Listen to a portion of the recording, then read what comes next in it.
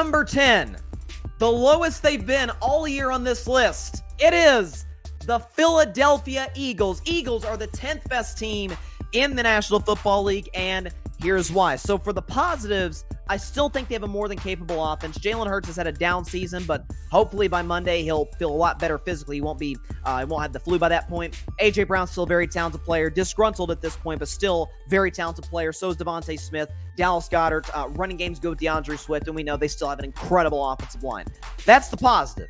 The negative, as I talked about in the first segment of the show, their defense is trash. Their head coach is panicking. Their quarterback, in his own way, seems to be panicking. And they can't even get the brotherly shove right. So the fact that they went on the road to Seattle in a game that they really needed to win to keep any hopes of getting the 1 seed alive, and they give up a 92-yard drive to Drew Lock, bit concerning. I do not love at all what I'm seeing from Philadelphia in any respect, in any form whatsoever. Eagles are the 10th best team in the National Football League. At number 9, making their long-awaited return to Bryce's best 10 after a couple months off, it is the Buffalo Bills. The Bills are the 9th best team in the National Football League, and here is why. So they're 8-6 right now. A lot of folks bought in this team as a contender before the season. I did not. I said the Bills would miss the playoffs. Right now, the road to the playoffs is looking pretty good. They got the Chargers without Justin Herbert this week. They got the Patriots next week, and whoever they'll try out there at quarterback. And then at Miami in Week 18, which will be a huge game, we assume, for both teams. So for Buffalo, listen, Josh Allen played mistake-free football on Sunday against Dallas. Really wasn't that much of a focal point because of the fact that Buffalo ran for well over 200 yards. James Cook ran for about 170 by himself. So if Buffalo's able to continue establishing this power run game with James Cook, offensive line has been good as of late. Stephon Diggs, we know what he's capable of doing on a game-to-game basis. Not to mention the defense is playing much better in the last couple of games. Buffalo can absolutely be in the playoffs, and they be a team, while I still would not buy into them as a team that could beat a Kansas City or a Baltimore, maybe even a Miami. We'll see in a few weeks and potentially in the playoffs. Buffalo's a team that if you're a 3 or 4 seed, you do not want to face in any way, shape, or form. So I got the Bills right now as the 9th best team in the National Football League. At number 8, moving up a couple of spots from last week, it is the Miami Dolphins. The Dolphins are the 8th best team in the National Football League, and here is why. So I had Miami 10th last week. I had them falling from like 5 to 10. Now they move up to 8 because of that terrible loss to the Titans. That was one of Miami's more impressive wins of the season, given the fact that they didn't have Tyreek Hill, given the talent we know the Jets have defensively, and they were cooking. Raheem Mostert was really good. The offensive line was good. Tua was efficient. Jalen Waddle was absolutely tremendous. We know Jalen's capable of being a number 1 receiver in this league, but because he happens to play with the best receiver in the sport, it's kind of hard to show that at times, but he certainly did against the Jets. And listen, for Miami, they have a huge game against Dallas this week. Dolphins have not beaten a team with a winning record since the first half of last season, so it's a big proven opportunity for them. If they were to beat Dallas, they'd certainly come climbing much higher on Bryce's best 10, but right now I've got them in the bottom half of the 10. The Dolphins are the 8th best team in the National Football League. At number 7, moving up a spot from last week, y'all thought I was crazy for putting them in despite the fact that they were out of the playoffs with a losing record. Now, looking pretty good, it is the Los Angeles Rams. The Rams are the 7th best team in the National Football League, and here is why. So, Matthew Stafford quietly is having, because the Rams, we don't see them in that upper echelon with Philly or Dallas or San Francisco or even Detroit for that matter.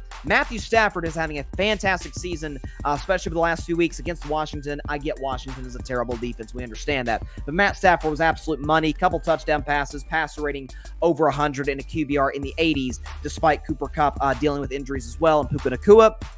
But the Rams good at receiver. Kyron Williams has been a godsend at the running back position. They're dealing with some injuries to their offensive line, which is a little concerning, but Stafford is playing one of the more impressive seasons of his career. Sean McVay, we know, is a tremendous head coach, and their defense has played well as of late. You look at, since Matthew Stafford came back, the Rams' only loss is to the Ravens at Baltimore in overtime. So they can compete. They've shown in the last month or so, month and a half, they can compete with the best of the best in the National Football League. Love where the Rams are at. I think they'd be a scary team to face in the playoffs. They are the 7th best team in the National Football League. At number 6, staying in the exact same spot they were a week ago, it is the Cleveland Browns. I hate saying this as a Steelers fan, but the Browns are the 6th best team in the National Football League, and here's why. That was listen, every win in the NFL you'll take. There's no question about that. And it looked like Chicago was kind of controlling that game at many points against Cleveland. Joe Flacco had not one, not two, but 3 interceptions. But to maintain your composure, which isn't really the Cleveland way, but they're well coached with Kevin Stefanski. For Joe Flacco to do what he's done, hitting Amari Cooper for the go-ahead touchdown, or I think it was the tying touchdown, hitting David Njoku to put them in field goal range in order to take the lead and ultimately win it. This Browns defense is scary, especially at home. Myles Garrett, we know that what the guy is capable of and being a playmaker any given Sunday or Thursday or Monday or Saturday, whatever. He's that great of a football player. Cleveland has an awesome defense. If they had an above average quarterback, if they had a guy like a Russell Wilson, if they had Russell, I think they could be a serious contender in the AFC. And Russell's kind of an uneven season, but nonetheless, Joe Flacco, what he's doing is impressive. Kevin Stefanski is an excellent coach. So the Browns, they don't move, but still the 6th best team in the National Football League. At number 5, moving back into the top 5 this week, it is the Detroit Lions. The Lions are the 5th best team in the National Football League, and here is why. So I said about Detroit coming into this game, last week's game against Denver, I said on Friday's show, that this is kind of the make it or break it, fork in the road moment for Detroit, because they lost kind of in blowout fashion to the Bears on the road. The offense had been a little inconsistent, but I believe the offense could get it right. But the defense had not been playing well over the last month and a half, 2 months really, starting with that blowout loss to the Baltimore Ravens. And so I'm like, okay, Detroit, Denver's coming in, feeling good about themselves, playing great football on both sides. You need to get this win. You're at home. I didn't even think the Lions would cover. Oh my God, not only did they cover, they blew the doors off the Broncos, who I believe to be a pretty solid football team, playoff level team, 42-17. Jared Goff had 5 touchdown passes, which was absolutely phenomenal in that matchup against the Denver Broncos, who have an excellent defense. Sam Laporta was darn near unguardable with 3 touchdowns himself. Amon-Ra St. Brown, great number 1 receiver, underrated number 1 receiver, and we know how well coached they are with Dan Campbell. If they can get the ship right on defense, this is a team that I said coming into this year I thought would be in the NFC title game. I believe in the offense. I think the offense can score on any defensive football. We saw what they did against a good Broncos defense. If their defense gets right, watch the heck out for the Detroit Lions. I think they could blow the doors off a team in round 1, shock somebody in round 2, and get to the NFC title game. Love what the Lions are doing right now.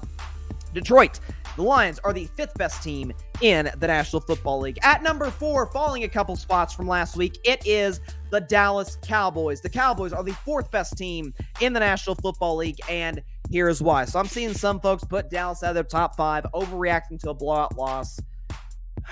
Take a breath. Let's relax. We knew they weren't good at stopping the run, and that's ultimately their biggest weakness. And Micah Parsons not playing that well as of late, albeit he did have 6 pressures in the 15 dropbacks by Josh Allen. But nonetheless, listen, Dak Prescott had a bad game. My God, it took him 2 months to do that. Let's all freak out, okay? Because Dak had a bad game. The Cowboys' running game was fine, not that effective. I anticipate it'll be much better against the Miami Dolphins. I still believe in Dallas's offensive line. I still believe in CeeDee Lamb as a top 3, top 4 receiver in the NFL. And I think this Cowboys defense, listen, they got embarrassed. They got humiliated against Buffalo on the road. Big game for them against Miami on Sunday on Christmas Eve. This is going to be an opportunity for them to kind of make a statement. I anticipate Dallas to be far more physical on both sides of the ball, much better situationally. Mike McCarthy, who's had a great season this year, coaching the Cowboys. And by the way, Dak is not out of the MVP discussion. This notion, oh, that loss took him out. There you go. We still have 3 games to go. And frankly, I think I'd vote Dak 1 or 2 or maybe even 1 still for the most valuable player. But the Cowboys, they'll be fine. Defense is still great. Offense still has a top 5 quarterback and a top 4 wide receiver. Cowboys, the 4th best team in the National Football League. At number 3, it is the Baltimore Ravens. The Ravens maintaining the spot they were in a week ago. The Baltimore Ravens are the 3rd best team in the National Football League. And here is why. Yeah, the Ravens maintained the 3 spot from last week. Here's why. So a lot of folks have Baltimore 2 behind San Francisco. I don't, for the simple fact that against Jacksonville, the defense was phenomenal. It was phenomenal. Doing what they did against Trevor Lawrence, albeit a beat up and probably concussed Trevor Lawrence, at least in the second half of that game. But Jacksonville struggled offensively. They had a stretch, the Jaguars did, where they had a missed field goal, another missed field goal, a fumble, and then they blew it at the end of the half. The Ravens, in that stretch, got 7 points. Again, missed field goal, fumble, and then into the half error clock management-wise. And the Ravens got a touchdown out of it. That's it. Great teams. And not to say the Ravens aren't a great team, because I think they are. I've got them as the 3rd best team in football. Truly great teams, Super Bowl favorite teams. take advantage of other teams' mistakes. We saw the Patriots do this time and time again, and they're a dynasty. The Ravens are not, but every week, if you screwed up, the Patriots were going to make you pay. Every time. All the great teams do it. And so that's kind of my concern for the Ravens. Again, the loss of Mark Andrews is still a substantial one, but they're well coached with John Harbaugh. Lamar's having an excellent season. The Ravens defense is awesome this year, as most Baltimore Ravens defenses tend to be. But the Ravens right now, the third best team in the National Football League. At number 2, moving up 3 spots from last week, because I kind of had a come to Jesus moment on this team on Monday's show. It is the Kansas City Chiefs, the defending champions. The Chiefs are the second best team in the National Football League, and here's why. So I was thinking about this, and I talked about this on Monday's show, that I have come to terms on who the Chiefs are. The Chiefs are a version, so to speak, of the Patriots dynasty of the last of that 20-year run, where they have an all-time great quarterback, an all-time great coach, although I would take Reed in a heartbeat over Belichick. They have an awesome tight end, albeit kind of declining. We saw some of those Patriots Super Bowls. Gronk wasn't the Gronk of old. Kelsey isn't the Kelsey of old. But receivers who we kind of have questions about, but we think the quarterback and coach can get the most out of them, and an excellent defense. Well, Kansas City really has all of those components. They come into New England. I was hearing some people say, hey, the Patriots might actually upset the Chiefs. That was crazy. But Kansas City, right now, if you look at their road, they can potentially still get the 1 seed, which is crazy. Well, they probably won't get it from Baltimore, although Baltimore's upcoming stretch is no joke whatsoever. Kansas City, I see them getting the 2 seed because I see the Dolphins slipping up, and they obviously will beat whoever wins the AFC South. But Mahomes, if not for a couple drops by Kadarius Toney, maybe the Chiefs are right now the 1 seed as we speak. So I have not sold my Kansas City stock all season long. Are they the offense that we've come to know them to be with Mahomes and Reed? No, they're not. Are they a good situational offense or capable of being that, given what we've seen in the playoffs in years past? Yes, absolutely. I'm not selling my Chiefs stock. I picked them to win the Super Bowl. I believe in sticking with your picks unless they just look completely embarrassing like my Broncos pick last year. But I've got the Chiefs right now as the second best team in the National Football League. And once again, at number 1, it is the San Francisco 49ers. Right now, the 49ers are the best team in the NFL once again. And here's why. Well, do I really need to tell you why? Okay. Brock Purdy is having a remarkable season. Hey, Cam Newton, hey, he's not a game manager, okay? He makes plays. He makes big-time throws down the field.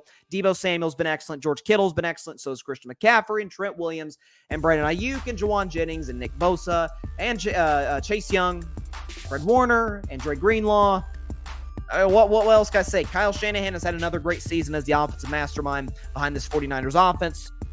Defensively, they're very well coached as well. Steve Wilkes has done a great job over there after that 3-game losing streak. Niners have won their last 6. They look like the most dominant team in the NFL. I've said all offseason, and I certainly maintain it today. They're the best overall roster in the NFL. San Francisco is the absolute last team you want to face at home, on the road, on Mars. I don't care. This Niners team is absolutely phenomenal. San Francisco 49ers, once again, they've been number 1 more than any team in the NFL on Bryce's Best 10. San Francisco, the best team in the National Football League.